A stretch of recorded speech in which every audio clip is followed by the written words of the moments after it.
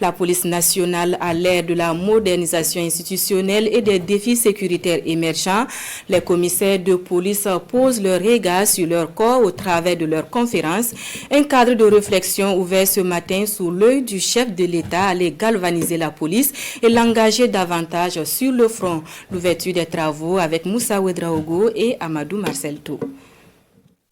300 commissaires divisionnaires, principaux, inspecteurs et contrôleurs de police et toute la hiérarchie de la police nationale réunis pour la conférence des commissaires. Une conférence sur les défis sécuritaires et les stratégies à mener contre le terrorisme.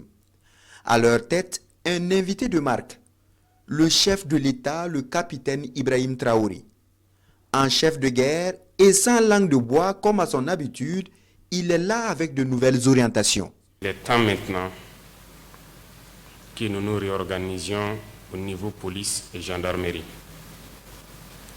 Il y a assez de chevauchements et il y a des décisions à prendre. Et les décisions seront que des zones seront définies où la police s'en occupera et d'autres zones où la gendarmerie s'en occupera. Vous êtes tous d'accord avec moi et conscients qu'il y a des zones où vous avez de la présence et de la police et de la gendarmerie, mais il n'y a pas assez d'efficacité parce que peut-être l'effectif est moindre et peut-être aussi il y a du piétinement.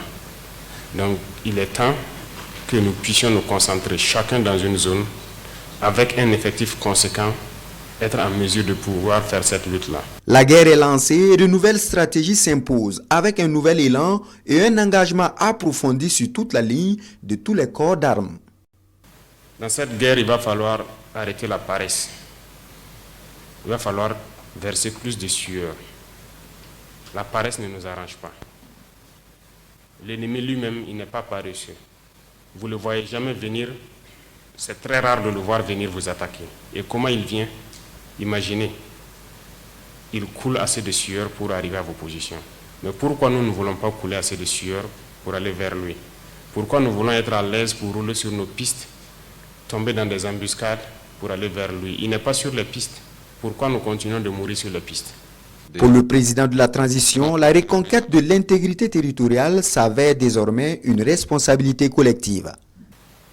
Je vous le dis ici haut et fort, il n'y aura pas d'excuses dans les jours à venir. Lorsque nous allons dessiner ce soir le déploiement, lorsque nous allons dessiner les types d'unités à constituer, il n'y aura pas d'excuses ni de pardon pour un porteur de tenue qui va trouver qu'il ne doit pas aller au front. Tout le monde ira. Parce qu'il n'y a pas de raison que les civils y aillent et que nous n'allons pas. Il n'y a aucune raison. Peut-être que vous communiquerez plus bas. S'il y a des gens qui jugent qu'ils ne sont pas en mesure de combattre, il est mieux qu'ils retournent dans la vie civile. Sinon, cette guerre, nous allons la faire. Donc dans les jours à venir, nous allons combattre. Il faut que chacun se prépare à cela. Parce que je vous dis vrai, à chaque fois que j'apprends que tel village est attaqué, des gens sont tombés ou quoi, la seule chose qui me vient en tête, c'est de me lever, prendre mon pick-up et puis partir. Je ne supporte pas d'entendre ça. C'est la seule chose qui me fait souffrir le plus. Et quand je sais qu'il y a des FDS dans les parages et qu'il n'y a pas cet orgueil-là de partir, je ne comprends pas. De nouvelles orientations que la police nationale compte prendre en compte pour une meilleure efficacité de ses unités déjà sur le terrain. Heureusement que le président a insisté en disant que les besoins, les moyens demandés par la police nationale, à savoir l'armement, elle sera aussi dotée que les autres unités, parce que le combat, il y aura toutes les forces engagées ensemble. Il n'y aura pas un tel qui sera mis à côté. Toutes les forces seront employées ensemble pour le même combat.